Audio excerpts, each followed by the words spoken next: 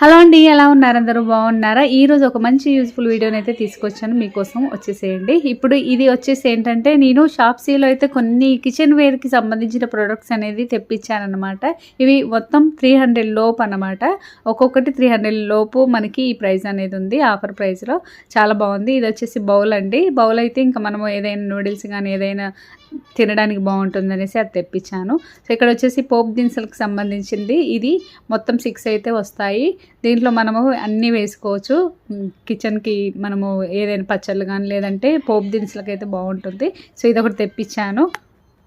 Next వచ్చేసి మనము ఫ్రిడ్జ్లో అయితే కవర్లలో పెట్టుకుంటే ఎక్కడ ఏ వెజిటేబుల్ ఉందనేది తెలియదు కదా. దీంట్లో అయితే మనం వెజిటేబుల్స్ లేదంటే ఆకుకూరలు, కొత్తిమీర, పుదీనా ఇలా సపరేట్గా మనం ఈ బాక్సులలో పెట్టుకొని స్టోర్ చేసుకోవచ్చు అండి.